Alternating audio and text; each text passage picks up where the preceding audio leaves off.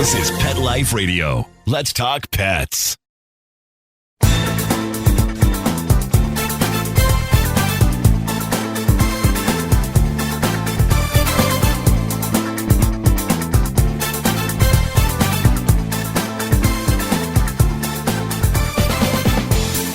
Hi everybody, Cheryl from Unleashed, and today I want to welcome, and I am so excited and honored to have Joan Ranquet.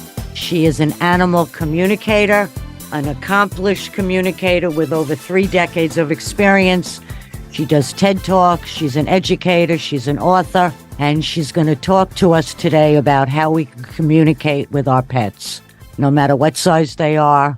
Welcome, Joan. I'm so glad you're here. I'm excited about this because I have so many questions. Well, thank you for having me, and I'm excited to be here too. So I always like to ask my guest when they deal with animals, whether they're vets or, like yourself, a communicator, when did you know that, I don't want to call it a superpower, of course, but it is a superpower, that you knew that you had some kind of inkling that you were able to understand? I imagine you had dogs and horses. Growing up, I had dogs and horses and eventually a cat, and that's what I have now. And I would say that when I was little, I always felt very connected to animals, but I didn't necessarily know that I was communicating. It wasn't until much later in life, but I was very connected. I loved animals, especially horses. I was one of those horse crazy girls, and I've never outgrown that. So I'm still a horse crazy girl. I was always crazy about horses, and I know that when I first started to learn to ride, it's really your legs communicate to the horse, and then they take it from there. Whether you're a nervous rider or you're a confident rider, the way you sit, the way you hold the rein. Yeah, your body really becomes kind of the indicator of how it's going to go. So the more relaxed you ride, the more relaxed the horse is. And yeah, it's a big biofeedback loop for sure. And with dogs also. Yeah, with the leash. Absolutely. It's funny that you say that because I just adopted a dog maybe 5 months ago, and she's a puller and we're learning each other. And she does look at me when we walk, and it really is the leash. But more than that, she's got like a boxer's face. So she's got boxer ears. But, dogs, their ears really tell us a lot about, whether they're stressed or they're, interested in something or they're alert, and then the hackles go up on the back, danger, or they're weary. They decide fairly quickly of the people they like and they're weary of, even just the scent of them. Yeah, I always say watch the ears also, because I think with, the ideal with a horse is that one ear is forward and one ear is listening to me. And it's the same with, I like for them to have an alertness, an awareness, but they've got one ear is definitely tuned in on me. Yeah, it's, that's funny you say that. I notice her ears go in different directions. I'm going to do a show on dogs' ears because there's so many different ways that they tell us things. I think that's fantastic. And my dog, when I got her Tilly McGee, from a shelter, she was chained in I don't want to call it a crate because that sounds like it's indoors, but she was in a cage outside. So she developed pica, eating of nervousness. Yeah. And was still dealing with that. But I don't think that she's unhappy because she's got the world now. I'll do anything in the world for her. But our animals do get anxious for just little things that we don't necessarily, unless you live with that pet, this is going to bother. They don't like to do this. Of course, we all know fireworks is like cruelty to me. It's torture for them. She didn't like it at all. But how do you deal with that? Well, I have several ways. I think first and foremost, when you do animal communication, when you have a good communication, often they will feel like the story has been taken off their chest, right? Like they've relieved because they've been heard.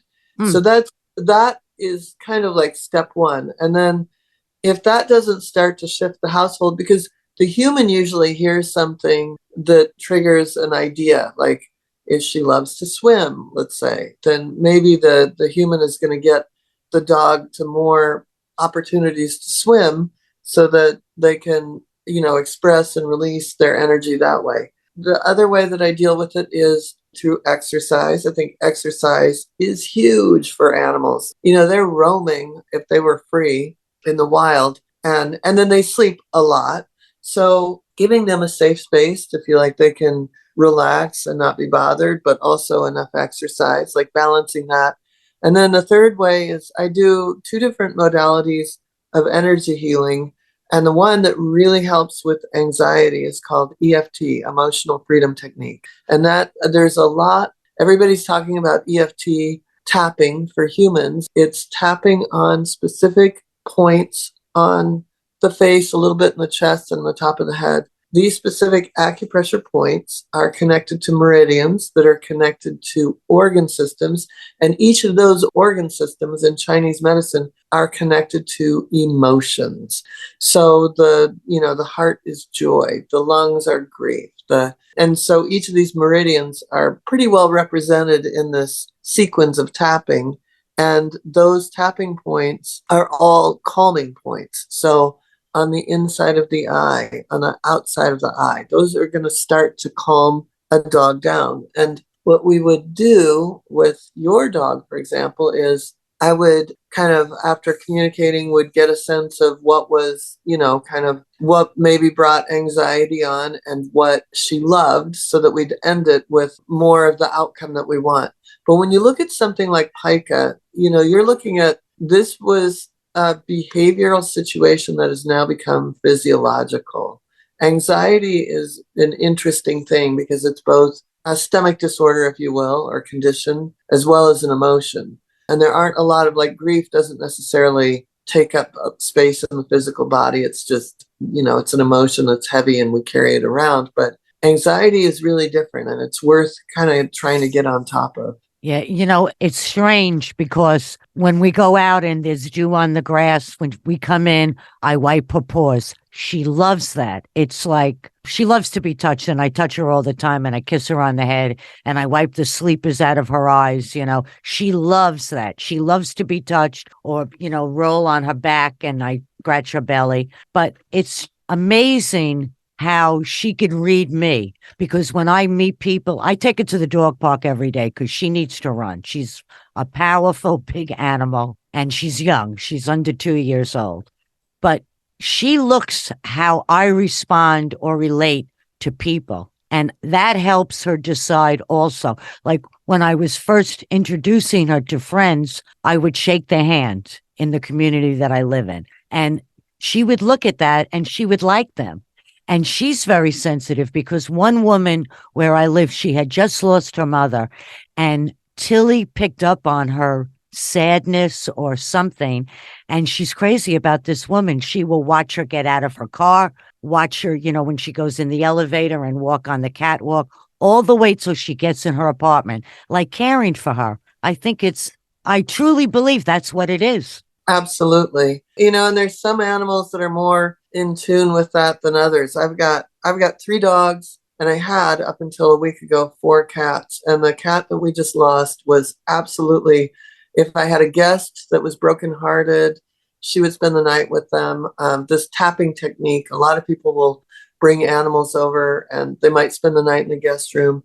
She would sit and purr next to whatever animal in the crate. Like, she was just absolutely the caretaker. And then one of my dogs that I have now is very similar, where she'll just have her eye on you, and if you're having a bad day, she's going to just sit next to you. She doesn't need a lot. Just, I love having those healers in the household. Yes, I'm very sorry you lost your pet. I put down my last cat at 19 last March. And they are very, very, very, very special animals. They are definitely, I don't want to say psychic, but they do read people. They instantly know whether or not they like you, or you're even a cat person. And if you're not, or if you're allergic, well, they're going to make you not allergic because they're going to sit all over you. Exactly. They're going to sit where they're not supposed to. Yeah, no, I loved having cats, but having a dog now, It's a different kind of relationship. I want to do more things with her. I had at one point 3 cats together. And then when I came to Florida, I brought 2 with me. I had a Maine Coon that was really like a dog. They're wonderful animals. But, we all love our pets, and people who have dogs, they say we all have the best dog, and none of us are wrong, because to us, it is the best. I love that. Now, you have a new book coming out this summer. Yes. And that will help us understand our secret powers, so to speak, on how to communicate, certainly first with our own animals. I don't know Yeah. about others, but you know how sometimes you meet somebody's dog or cat and there's just like an instant they really like you, or you really like them and they know it. It's just like with people. So tell Yeah. me about the book. So the book is called Emotional Freedom Technique for Animals and Their Humans, Creating Harmony Through Tapping. So it's looking at the unwanted behaviors, so to speak, and looking at where, even if you're not a communicator, I have all these little exercises in there to help you, kind of break down what might be going on for them. And sometimes they're picking up on our stress, but for the most part, animals also have had their own reasons to have stress. And so if we're not aware, then we can be compounding theirs. But it's, because in the wild, you're going to mask your pain or your, Right. You can't show weakness. yeah. But so animals in our household tend to do that too. So it's really taking a deep look. And then I've got ways to kind of investigate the situation, so to speak. And then to be able to come up with a way, then I have all the charts for where the tapping points are and how you would start to help your animal with any sort of situation, whether it's anxiety, grief, depression, reactivity. So we go through all sorts of ways to understand it and help them, relieve them of the conditions that are creating the situation. Well, since many of us, when we get a pet from the shelter, we really don't know the true history and how they were truly treated and how they really felt about that. And then we bring them into our home and, we expect them to be happy. They have a roof over, they have a bed, they're going to have food every night, they're going to have care, because I know, well, I believe that animals can help cure us, make us feel safe and loved. And I'm just hoping that with my dog Tilly, that I give her that sense. I mean, she likes to be near me, sometimes a little Velcro, or maybe she is a little anxious when I go out. And you want to say to yourself, oh, she misses me. But there's a lot of people roaming our planet who have anxiety and mental health. Yeah. And for each of these people, and many people do have pets, whether it's a dog, cat, goats, horses. I just wonder how that interaction, what rises to the top, that you would think that even somebody with some kind of stress-related mental health illness and maybe an animal that came from a shelter gets together, that they could really heal each other. Absolutely. And one of the things that I like to remind people is that no matter what the situation was, no matter what judgment we have about, say, oh, they were in a house where the person didn't pay any attention to them, they didn't know any better and they loved that person. So what we have to understand is that a lot of what they are in the first 6 months when they come into our home is they are probably grieving their situation. No matter how terrible we thought it was, they still were loved, were devoted, and cared about their situation. So there's a loss.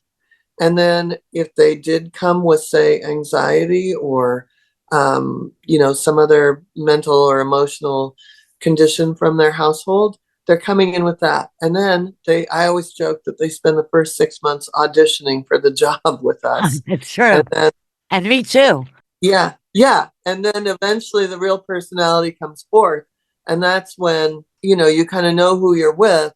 And hopefully, you've given them the space to, kind of release that grief and find their new normal. And as they find their new normal, hopefully we are aware enough that we are not compounding any situation they may be revealing, right? Like that they finally can admit that they are anxious, or they finally can admit that they are kind of naughty, you know? So hopefully we're supporting whatever that is. Obviously, we don't want to support naughty, but we can give I them have that. naughty, and I don't Yeah, support it, but she yeah, could be naughty. yeah. But you To take know her to any the better? She's a you, puppy, and yeah.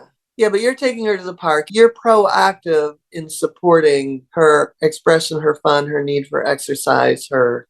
friendship. She has, she gets along with every dog, never a problem, no Yeah, matter how big or small. And we throw the ball, so she gets a lot of exercise. But you still never know. I mean, she sleeps with me, and she seems to like my company and want to be around me. But I want her to be happy, and I am happy with her. She's going nowhere. There's no return here. right. We're going into the sunset, except I'm a lot older, so she's a puppy. We're going to take a break. We'll be right back. How many of you have pets? My hand's raised. Now think about how lucky you are to have such a sweet little pet in your life, and that pet is lucky to have you too. But unfortunately, there are countless pets out there that don't have a home to call their own. However, Bob's from Skechers is trying to change that. So we developed Bob's for dogs and cats to help pets in need. With every purchase of adorable Bob's footwear or fun, stylish apparel, or even the cutest Bob's pet accessories, Skechers makes a donation to Petco Love to help save shelter pets. And with your help, we've already saved the lives of over 1 million pets and raised over $7 million. So while you're getting style and comfort with features like Skechers' famous memory foam cushioning, you're also helping to save an adorable pet in need and helping another lucky owner be connected with a future best friend and companion, because happiness is having a loving pet by your side. Find Bob's at a Skechers store, Skechers.com, select Petco locations, or wherever stylish footwear is sold. Let's talk pets Let's talk pets on Pet Life Radio. Pet Life Radio. PetLifeRadio.com.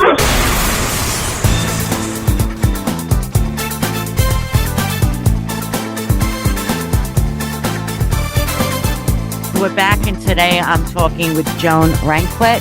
I want to ask you, what is the most memorable time when your communication with an animal hit you and you knew this was going to be your calling, that you knew it?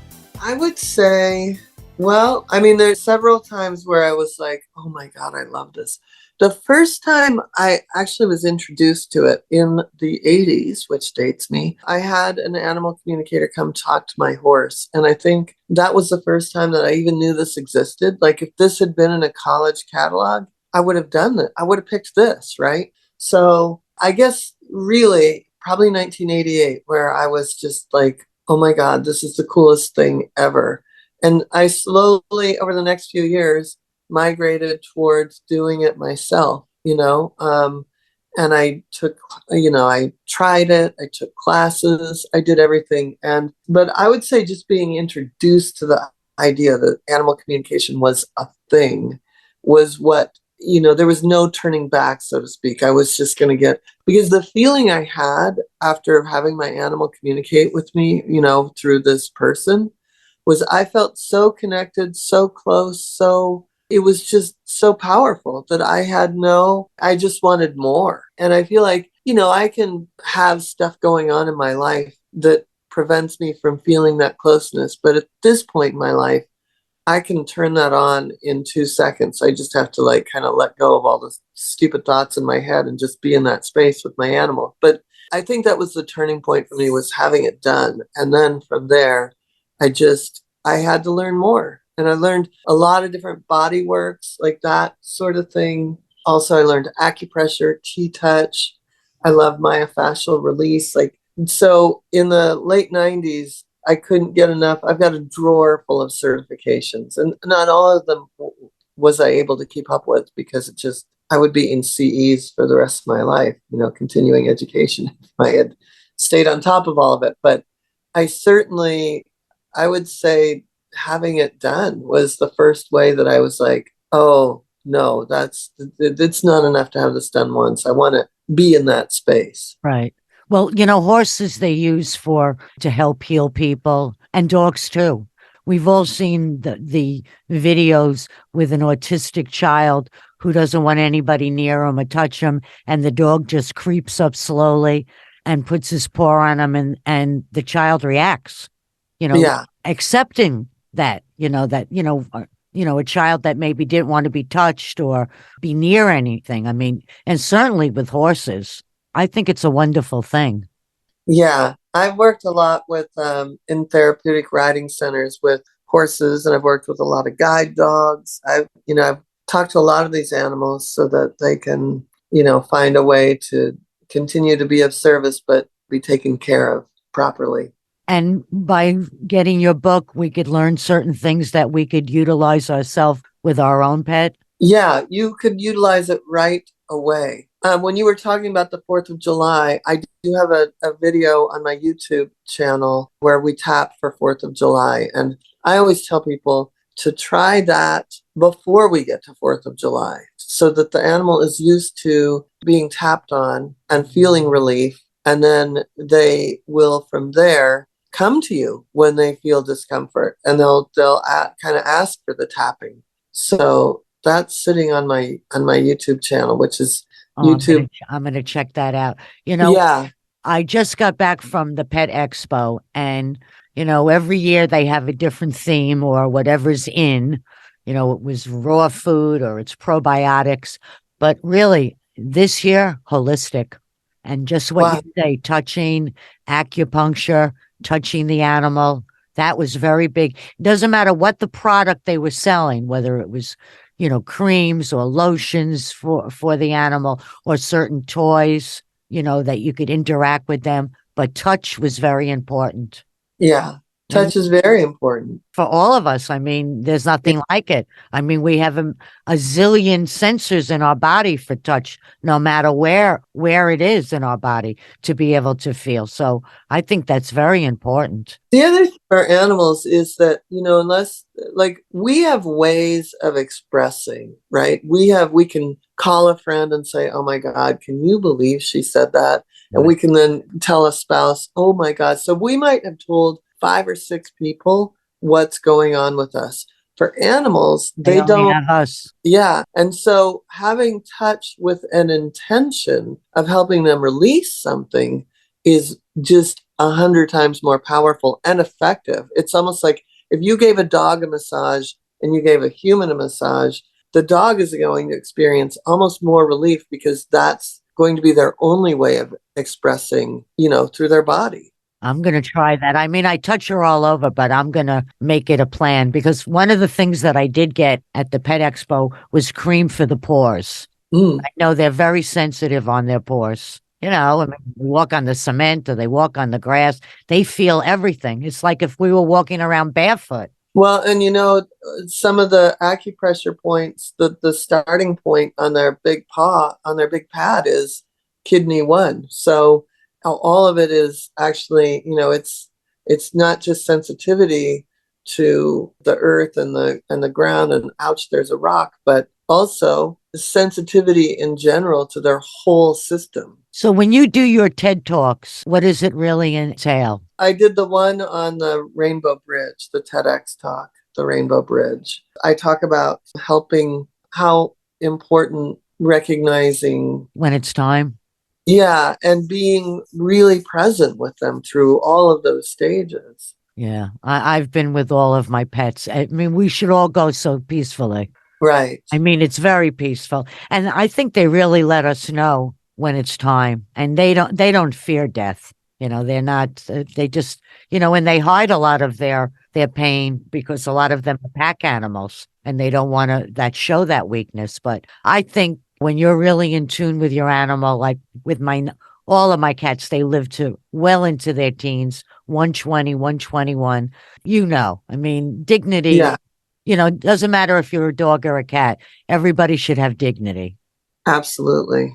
And they do tell us. They absolutely tell us. Yeah, they give you that look. And then, listen, they give us the best days of their life and one really sad day.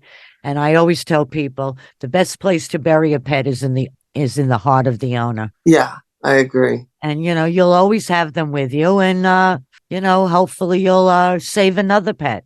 Yeah. Because when you take out of a shelter, you're really saving two. One that you bring home with you and one that is allowed to go in. It's amazing, But I've never really, other than when my pet, passed away in March until when I got Tilly, I've never been without a pet. My parents had a tricolor collie a year before I was born, and then we had a standard poodle, and then an assortment of cats and whatever you take home with you, or they follow you home, and then, you have friends that have pets and they become like, when you go over, you play with your friends' pets. Yeah. I always joke that I was raised as a small lap dog because my dad, there isn't a single picture of me as a kid where I'm not on his lap with the dog. So I really was raised as a small lap dog. Where did you grow up? I grew up in Seattle, and I was fortunate enough to have horses. But Very fortunate. Yeah. So you rode English? I did. I even started out Western, but I rode English, and then I even rode in college. I went to college in Missouri, and they had an equestrian team. So I made the team, but I got a degree in theater, and I got too busy with the theater to compete for the school. But I rode every Tuesday and Thursday. Wonderful. So what's next for you? I have a school for people to learn animal communication and energy healing, and we're just continuing to bring in new students and teachers. And I think what's next is kind of getting out this summer and sharing the book with people at different places. So, oh, that's wonderful. I can't wait to get it. Where is your school? It's online primarily, but I have twice a year I have classes. So in April, we have a 9-day intensive. It's 3 days of animal communication, 3 days of EFT tapping, so this technique, and then 3 days of animal communication in sanctuaries. And we like to work with sanctuaries and rescues and shelters because sometimes those animals really need it the most. Yes. So yes, the ones that are always overlooked. But, once they walk out, I mean, when I picked up Tilly, and her name wasn't Tilly, because they always say, it was Phoebe, and I think they just gave her that name, exotic. They thought it was exotic, but you never really know how people use the name, Bad Rover or Come Here Rover. I wanted to give her a whole new identity, and she likes it because I could even say T or Till, and she looks at me. Maybe it's the sound of my voice. Do you have a website that our listeners could keep up with you? Yeah, it's just joanranquet.com, JoanRanquet.com. Wonderful. I'm so glad you were able to come today. Yeah, me too. And I think it might not be until later in the winter, but I will be in South Florida. I'm already starting to put dates together of different stores and getting out there with the book and tapping on as many animals as I can. Well, please let me know, and I'll let the listeners know where you're going to be. I so appreciate you being here. Thank you. Yeah, thank you. And I love, if there's anything, if you want to tap with Tilly, just let me know. Well, why don't you stay, and I'll say goodbye to our listeners, and we'll get each other's connections. Okay, perfect. Thank you, everybody, for being with us today. I want to thank my executive producer, Mark, my guest, Joan, and remember to live life unleashed. See you next time. Let's Talk Pets, every week on demand, only on PetLifeRadio.com.